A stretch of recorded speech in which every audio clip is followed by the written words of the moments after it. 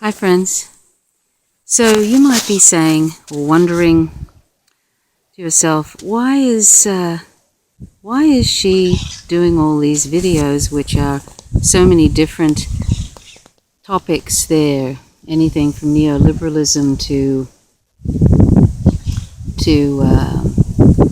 talks about modern monetary theory, or talks about veganism interspersed in that, and include discussions about Palestine.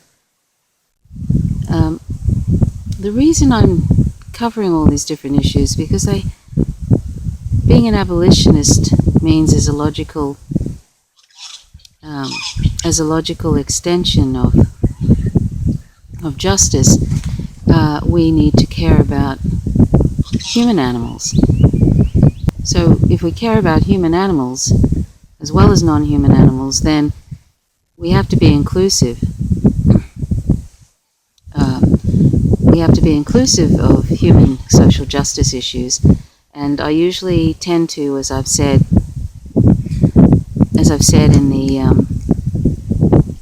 in some of my videos, I tend to pick the social justice issues that are the ones that are getting the least attention, the most marginalized groups, that being the likes of people in Palestine who are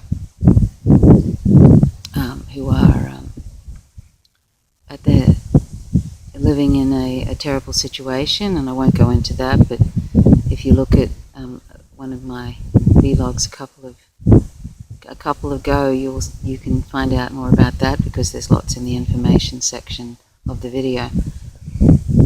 And I talk about non-human animals, of course, because they're the most invisible group, and it's where they're hardly on the radar at the moment, and they're the most invisible, and it's the most widespread form of oppression.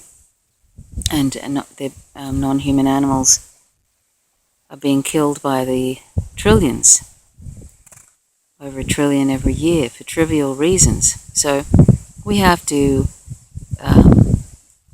I believe that's the most important issue, because non-human animals are being used by all of us, any of us who aren't vegan. They're being tortured and killed for us by the billions. So that to me is the most important issue, to address that. But it would be remiss of me, and it would be illogical for me to ignore the dreadful things that are happening in the world today, the injustices. And I've talked a little bit about neoliberalism and how it's kind of infected the planet. It's a bit of a cancer, which is basically prioritizing the marketplace over, and corporations over, people. We all need to care about that one. And a lot of us, I don't know, there's a lot of people who just seem to be letting it carry on, and it's going to carry on to a logical conclusion, which is that we'll all be in a sort of a servitude.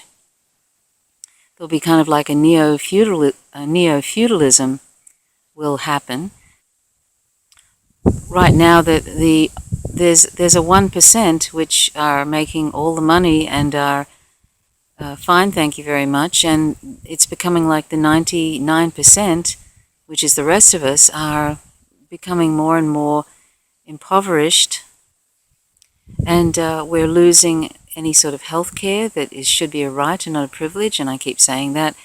Education is becoming something that you have to have a lot of money to be able to afford it, but if you can't afford it, then you have to be, this is in the United States, but it's coming to other countries too, where you have to take out an enormous debt to go and study, and so you end up spending the rest of your life trying to pay off that debt, and there's no way of actually declaring bankruptcy.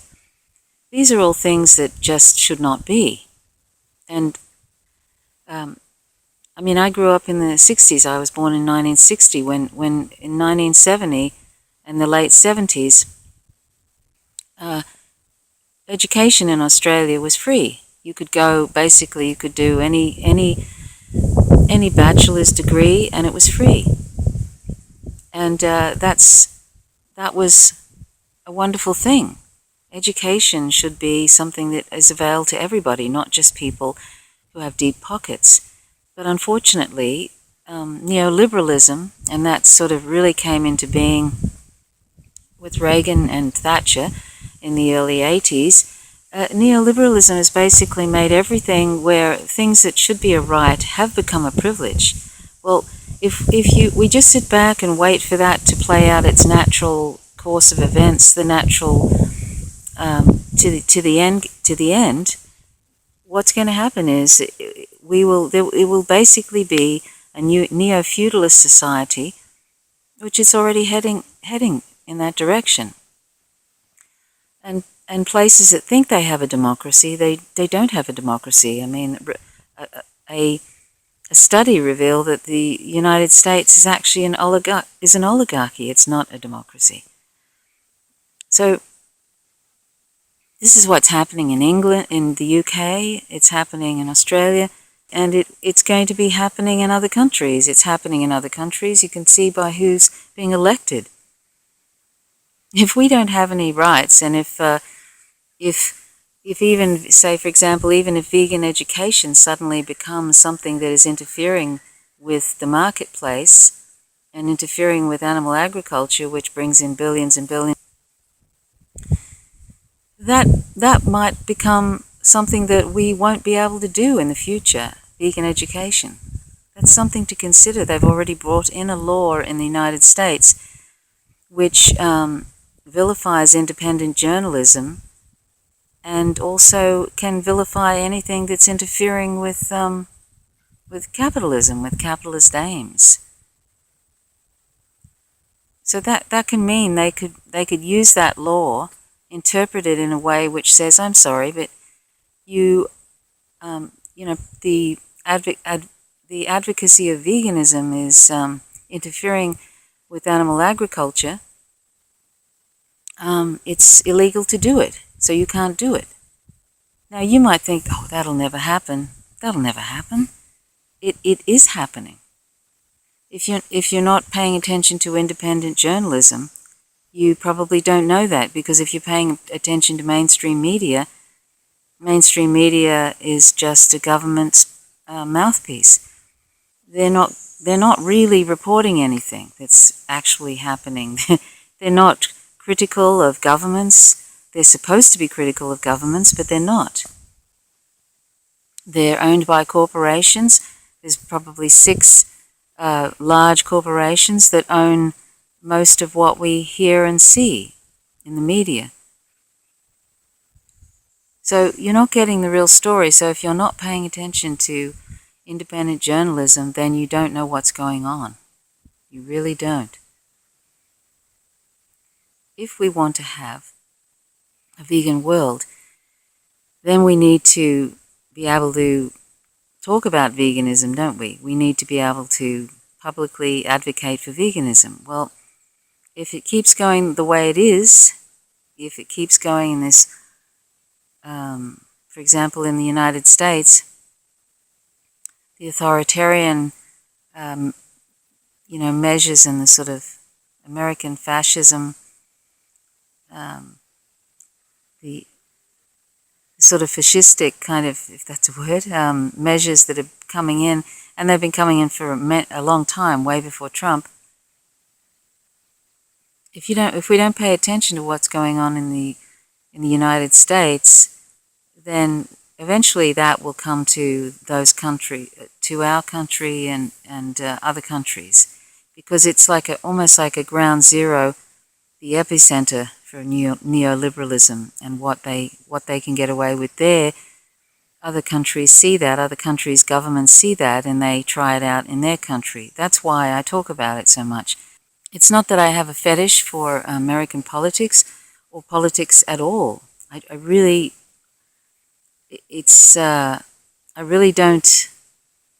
don't like it. I don't find it. I sort of find it kind of repulsive in a way. But if you don't pay attention to it, eventually, like the saying goes, and I've said this before, if you don't take an interest in politics, politics will take an interest in you. I don't mean paying attention to particular individuals, and they're just the floor show. They're just the front puppets. I mean, paying attention to what's really going on behind the scenes, what's being enacted behind the scenes, behind these front puppets. And also to keep in mind that the major parties are usually just two sides of the same coin. Anyway, so that's why I talk about various issues, because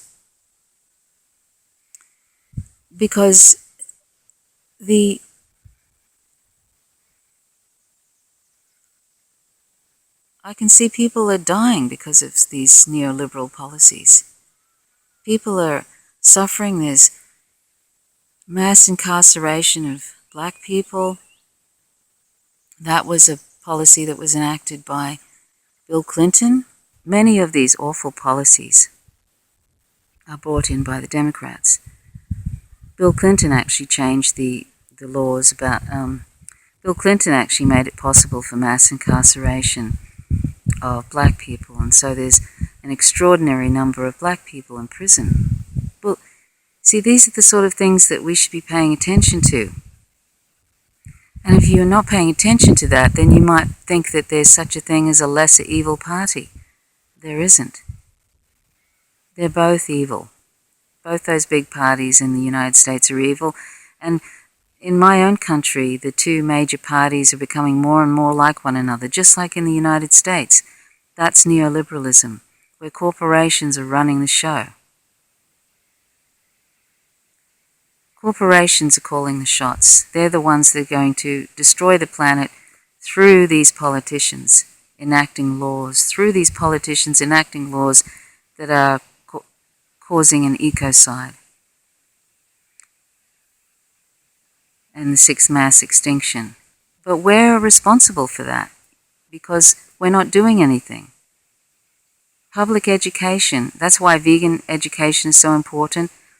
If you pay attention to what's happening and then you spread that word, if you spread independent journalism to others and others wake up, just like that Bernie Sanders movement, even though Bernie Sanders is a lost cause, he's promoting neoliberal, he's promoting anti-Russian propaganda, which is, if it keeps going, it's going to cause a war with Russia, and that could be nuclear. So Bernie Sanders is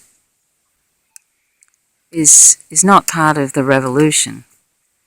He's been, quote, sheepdogging, end quote, for the Democratic Party. But a lot of people who voted in the primary for Bernie Sanders,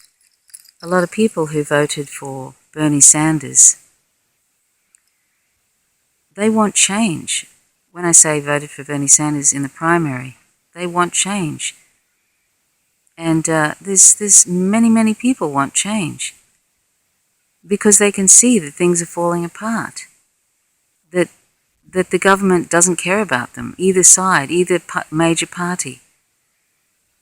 And we need to care about that because lives are at stake. People are suffering. People are suffering and people are dying. And people are rotting away in prison. And we will all suffer eventually. There will be no universal health care for anybody. Most countries in the world will be like mini Americas, mini USA. There will be no health care. There will be no education that we can afford. So that's why I'm doing this vlog, because eventually, if everything goes to pot, you won't even have time to do vegan education. You won't have time to do any of the things that you love because you'll be living a hand-to-mouth existence. You'll be living a hand-to-mouth existence and you won't have the time. You won't have the time to not only do the things you love, But if you're a vegan and you're promoting veganism, you won't have the time to do that, or it probably will be illegal to do that. That's not being dramatic. It's not hyperbole. If you pay attention to the laws that are being enacted in the United States,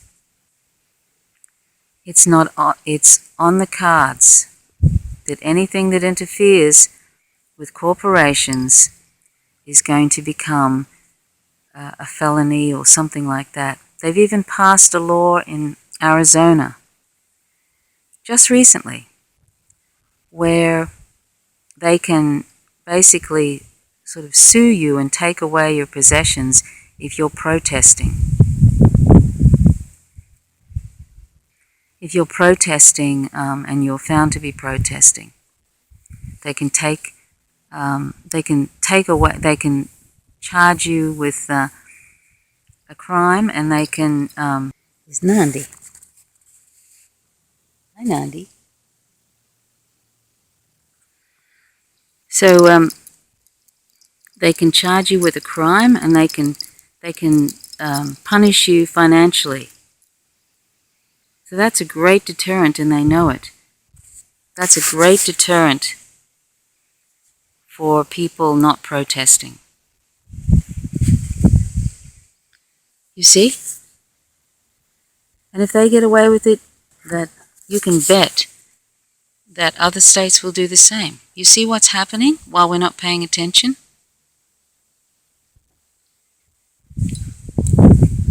And one day they could say, I'm sorry, you can't have a vegan march, like a march that's promoting veganism. And if you do, we can, sue you and take away your possessions and that sort of thing. So this is why neoliberalism is such an important issue, why addressing it and educating people about what's going on is so important. And talking about new ways of living, new ways that we can be united. See, the powers that be don't want people to unite. If you unite and you start to compare notes, then you get organized. And that's why they're always doing the divide and conquer thing, which is, for example, finding a group to vilify, like, for example, Muslims or LGBTI people, or, some group, some minority group. Do you notice that every time there's an election, or when they're doing something, some changes in the law, they tend to distract us all with, look at what that group is doing. They're taking our jobs, or they're doing this and that, or look what ISIS is doing. Or you know what I mean? It's a constant distraction from what the people in power, the oligarchs, are doing, the 1%. It's a constant distraction. They're trying to distract you from what they're doing, these laws they're bringing in that are taking away your civil liberties and that are going to make it impossible for you to get healthcare coverage that you can afford, or education that you can afford to improve yourself so that you can get a decent job or whatever, or just education for its own purpose. I mean, a society without arts is a dead society. A society that doesn't have thinkers becomes a dead society. We're spiraling into a kind of a non-thinking consumerist society that just wants more and more and more. So it's not surprising in some ways we get the people in power that we get. Is it really? It's not surprising, but they're a manifestation of us in a way, of most of us. We're a consumerist, soulless society. We're heading that way. So this is why I talk about these things, because I want to talk about veganism, and veganism includes humans and non-humans. Some people might disagree with me here, but I think that non-human animals are very, very important. They're very, very important to me. And so they're my main concern. But of course I care about humans very much, and I also care about the ability to be able to talk about veganism in the future. I care about people not having health care. I'm appalled. I have friends in America and they have some conditions that they can't go to the doctor about. That really disturbs me. We haven't arrived at that yet, but I've actually had to take out health insurance about 10 years ago, or over 10 years ago, because at one point everything was free in Australia, like healthcare, and now then in the mid-90s I needed to have an operation. It wasn't a major operation, but it was something I needed, and I couldn't. I was on this waiting list, and it had reached like 9 months, and I'd been on this waiting list, and I couldn't wait any longer.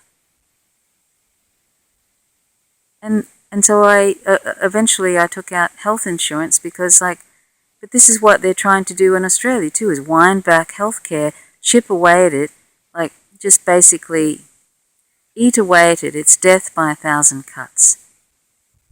You see, this is neoliberalist policies, eating away at things and privatizing things, making public things dysfunctional so that they can say, here, we can privatize this and they'll look after it. And of course, oftentimes it's worse than the public thing. It certainly is in Australia. And it's certainly a lot more expensive. And the service isn't any better. And they go, oh, but look at the variety of, you've got. No. If you can't afford it, doesn't matter how many people are doing that service or whatever. I would say that things have gotten much worse here in Australia. It's like, sometimes anyway, it's very sad. It's very sad to me because I've seen it devolve into this, you see. It's becoming like a mini America. Not only that, we follow on in all these awful wars that the United States is dragging us into because we're afraid of the United States. And also because we have spineless, and no offense to invertebrates, but spineless politicians who are really just in it for the power and the money, and they don't care. So we have to care about these things because people's lives are at stake, children's lives are at stake. And of course, if we can't promote veganism, then non-human animals will continue on in the terrible situation they're in.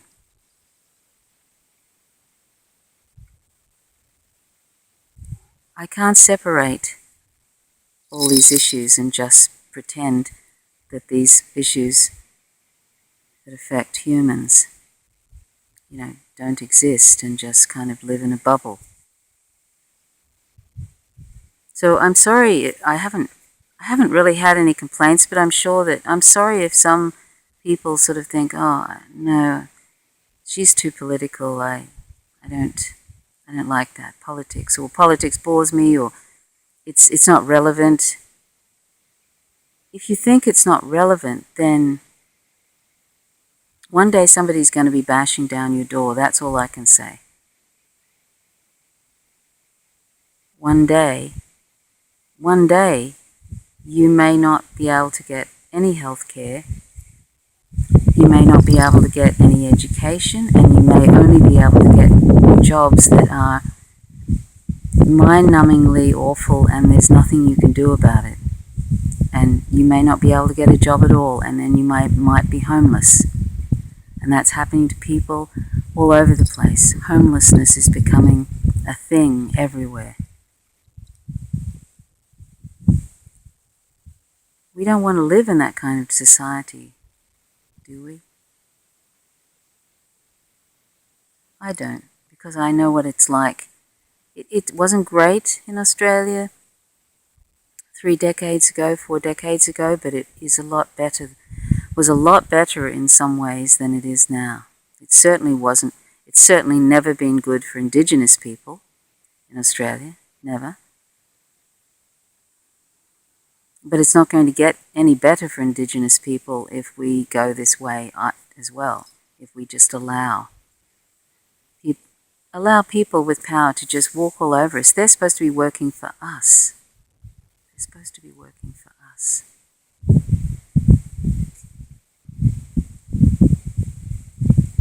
So anyway, this is what Nandi thinks about it.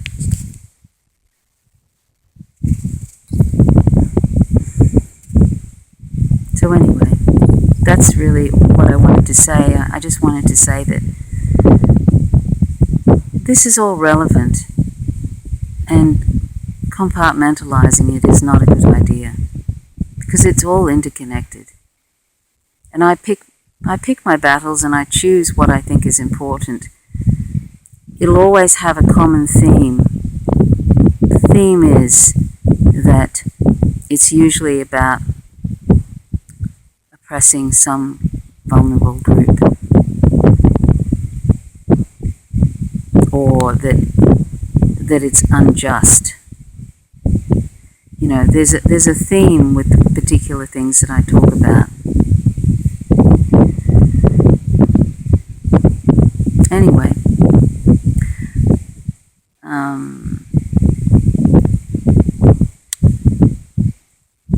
so that's why. So I'm sorry if some people might think, oh, this isn't relevant to me, I'm not going to listen to this, or she's too political or whatever. That's okay. But you know, I'm at a stage in my life where, I've been in a stage in my life for a while where I don't really particularly care what people think about what they can have those opinions if they want, but I don't particularly really care anymore what people think about me. I'm too old for that. So I just thought I'd explain that to you anyway. And I hope that you will check out the various vids I do. I mean, I know a little, I don't know a lot about a lot of things, but I know a little bit about a certain amount. And I'm just trying, I'm just trying to bring some issues out in the open, just like other people are trying to do that. That's all I'm trying to do. I'm just trying to hopefully bring some issues out and we can become more unified and care more and try and do something to change the trajectory, which is really, really scary at the moment. It's a scary trajectory if you're paying attention to what's going on behind the scenes. And one finds that out through independent news. And I mean like something like the Real News Network or the Empire Files. And I'll put these in the information section. Or sometimes Democracy Now!, although that's going downhill a little bit. There's a bunch of people who do independent journalism. So we should follow them and find out what's going on and try and do something. Try and, start blogs or sort of get out in the streets and or organize or, protest or something. Do something, find out how to change the trajectory of what's going on, of where we're headed, which is not a good trajectory at all. We have to do something. We have to care and we have to do something. That's all I wanted to say.